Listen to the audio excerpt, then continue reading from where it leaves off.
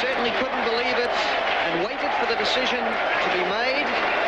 And stumps will be drawn because it's within 2 minutes of time, with Stephen Fox first ball in his return to Test cricket takes the wicket of Graham Fowler for only 4 runs, and so England lose their first wicket. He looked to play or cover any possible turn, and if anything, the ball just seemed away from him and just clipped the outside of off stump. Book bowls Fowler, and stumps are called.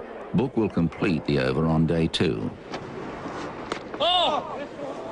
Very useful delivery there too. But it'll be a single to Chris Tavare, moving him to 3, and England go to 9 for the loss of 1 wicket. That's it! Bit of excitement from the close-in fieldsman. And that is out! A fine catch by Jeff Crowe at slip, and England are reeling. 9 for 2. Chris Tavare out for 3. Oh, that's a marvellous delivery from Hadley, pitching, cutting away. Tavare not moving his feet at all, edges it, and Jeff Crowe takes a nice catch, first slip position. Short, and that one is punished by David Gower, but the outfield is pretty slow. Bruce Edgar moving quickly, and he restricts the scoring to just 1 run.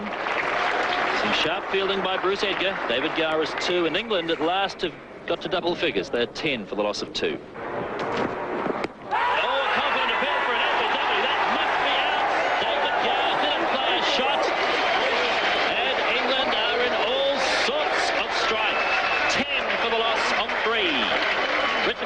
Has claimed his 2nd wicket of the day. That ball moved, it kept low, and David Gower had his bat in the air, padding up, and LBW. Let's have a look. He didn't play a stroke at that. Have a look at the movement of the ball, pitching, cutting back a bit, and that's out everywhere. Hadley to Randall.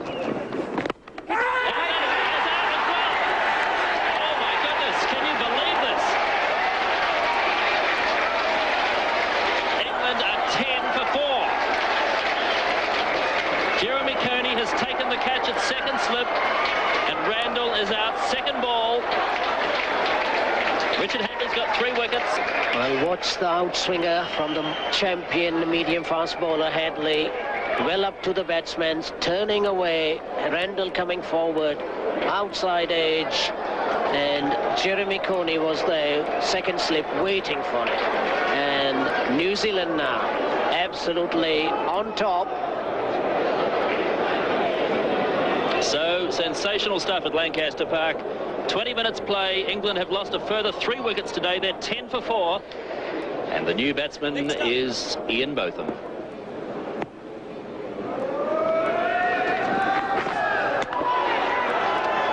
Ian Botham has indicated already, perhaps, that if the ball is there to be hit, he's going to hit it. Richard Hadley with 3 for 2 to Botham. And Botham's got his first runs. Ball running pretty slowly across the lush Lancaster Park outfield. Bruce Edgar coming around from cover. And England moved to 12. Oh, and that was short. It's hit high in the air, but it's over. Bruce Edgar at cover, racing out towards the boundary, but it really stopped and pulled up on the slow outfield, and they're going to come back for a couple of runs. So Botham goes to 4, and England go to 14 for 4. Hadley to Botham. 1. They're going to run a comfortable single. Botham is 5. England are 15 for 4. Lamb facing Hadley. Good shot. All the way along the ground. Wide of Bock in the gully. But pulling up on the slow outfield. And they're going to come back for 3. So Lamb off the mark. He is 3, and England are 18 for 4. So that brings Alan Lamb down on strike. And he's going down the wicket to Bock. And that's 4 runs as John Wright makes a despairing dive at mid-off. First boundary. And Lamb driving on the onside, and that's through Richard Hadley. Despairing dive again. And that's 4 more, and England are now 28 for the loss of 4. And this one's in the air. It just goes wide of Gully. Wide of Gully's left hand. It's going down to third man. It won't reach the fence. They'll be looking for 3, and Lamb's coming back very quickly as Jeff Crow returns. And so that's 3 more to Botham. He goes on to 18, and the total now up to 40. Cairns to Botham. He set that in the air to Charlie Chatfield, and he's caught it. Chatfield catches Botham. It only just carried to him. It drifted down the leg side from the bowling of Cairns. And so Botham is out for 18. England 41 for 5.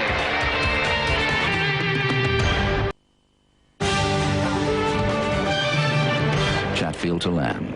And fishing again outside the off stump. Alan Lamb just doesn't really know which way Chatfield's going to move the ball. And once again a loud appeal, and he's out, Alan Lamb. Eventually getting the edge to Chatfield, being beaten 3 times in a row. And so now England are 41 for 6.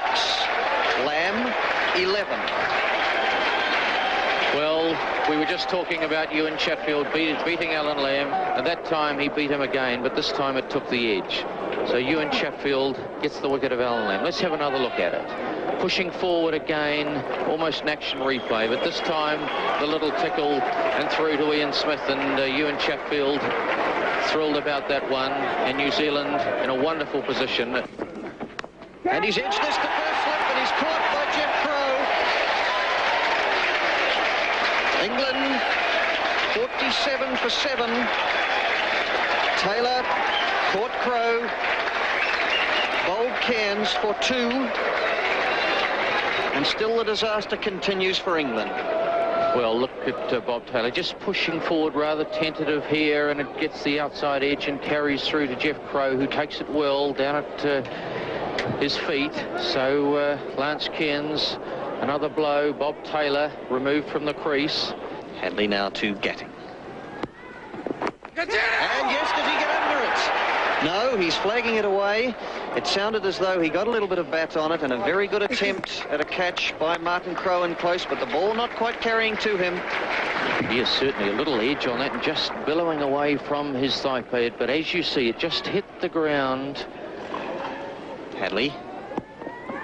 And keeping this one out, so that is the last ball of the second day's play in this second test match between New Zealand and England.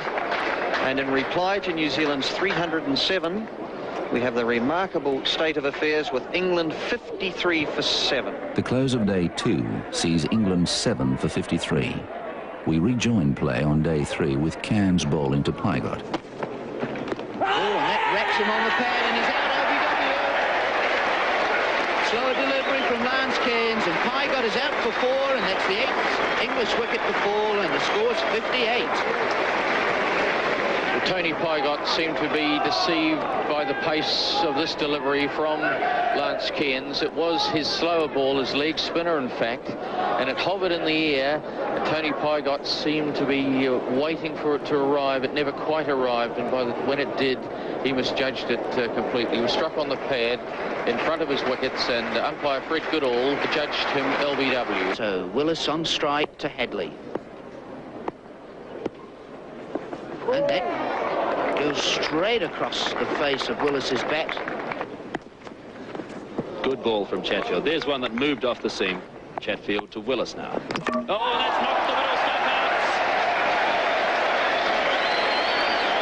Let's have a look at this delivery from Chatfield. In line with the stumps, Bob Willis playing inside the line of the ball and losing his middle stump. 72 for 9, Chatfield to Cowans.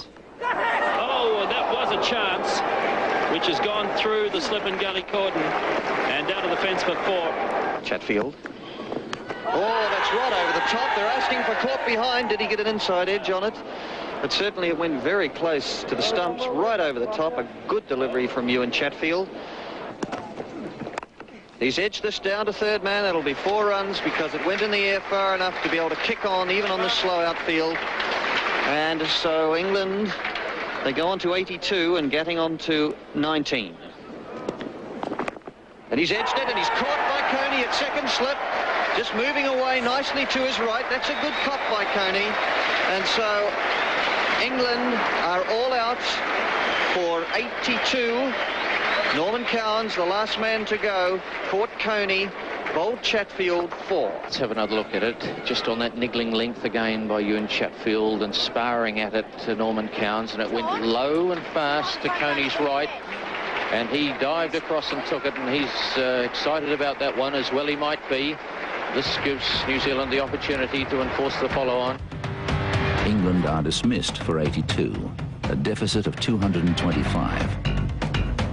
After Book captured the initial breakthrough, Hadley, Cairns and Chatfield take 3 wickets each. Coney has no hesitation in enforcing the follow-on. Hadley to Tavares. And that's an appeal for a catch behind, and Tavares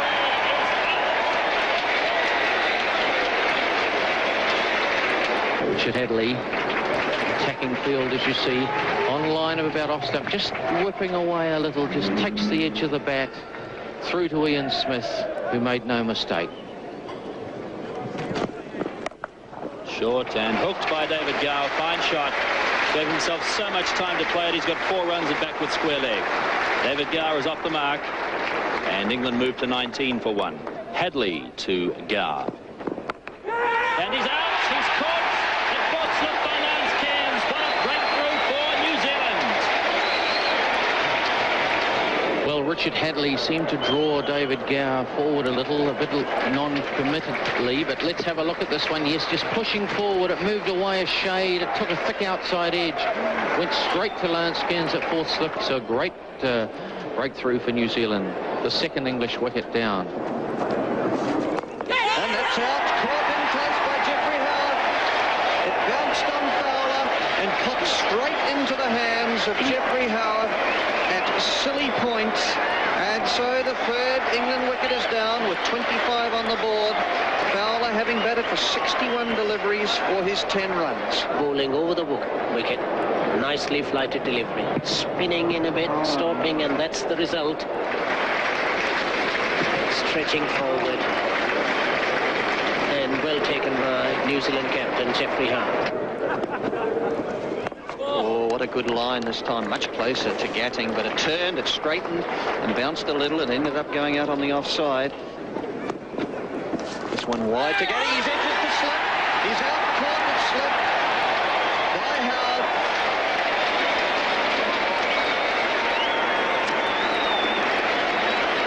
Caught it slip.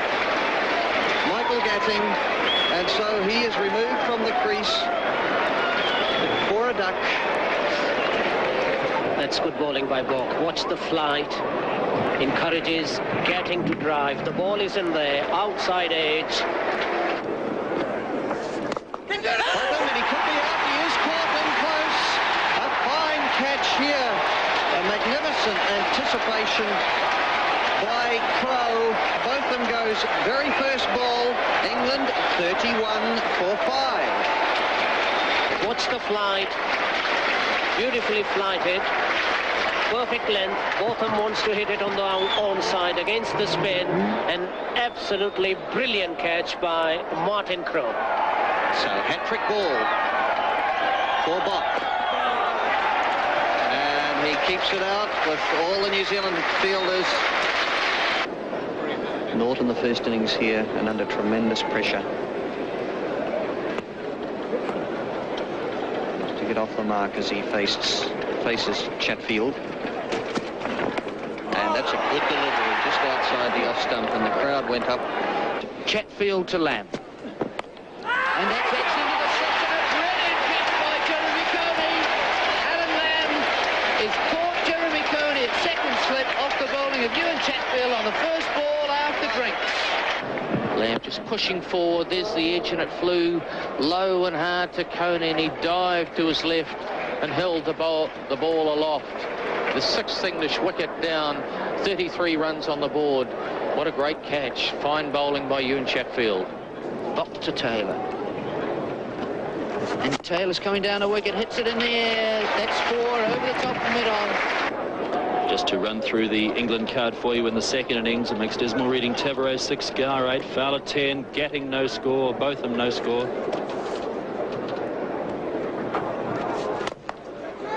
And again a bold shot from Bob Taylor. Down through mid-on, that's 4 runs. Taylor to 9, that's the England 50, up there 53.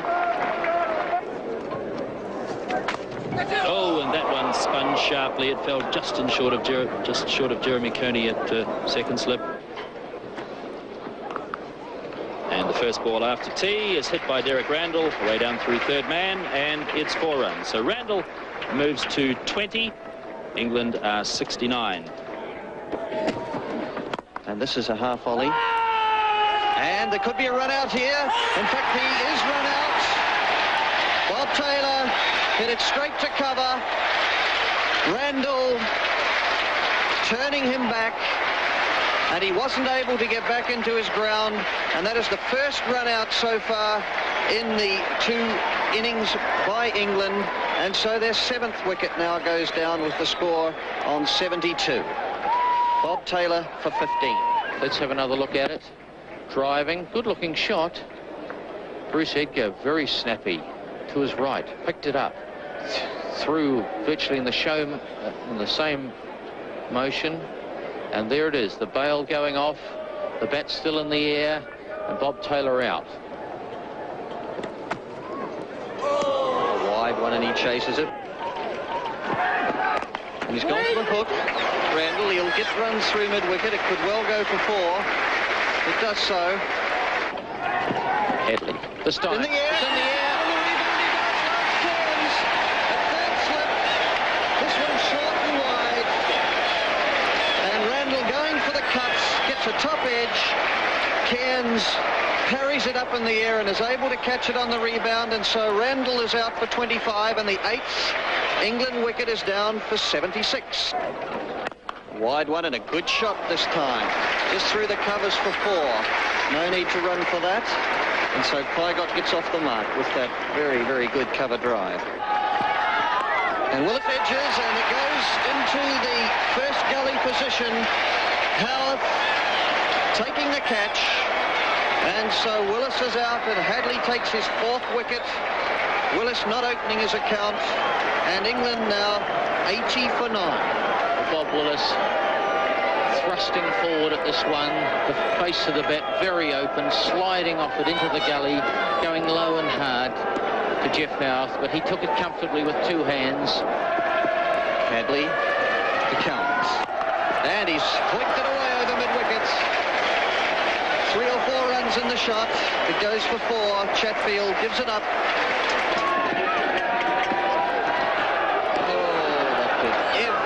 Except knock them all 3 out of the ground. Hadley. And he's edged it behind, and he's out. Caught behind. Hadley takes 5. New Zealand win this test match by an innings and 132 runs. Cowans being dismissed for 7, and the Englishman for 82 in the first innings and 93 here this afternoon at Lancaster Park. In exactly 12 hours play. That's all it took for this test match to reach a conclusion. Not one English player passed 25. And for the first time in 90 years, England are dismissed in both innings for less than 100. Man of the match, Richard Hadley, had a great game with bat and ball. The crowd couldn't believe it. New Zealand enforced the follow-on, and they couldn't believe it when wickets kept tumbling. And I have a vivid memory of Ian Botham coming out to bat, playing a shot off his pads. The ball came in close to his pads, and he got the bat on it, just clamped down on it in the last minute, and it got caught close in by one of the New Zealand fieldsmen, and he laughed as he left the field. He just laughed.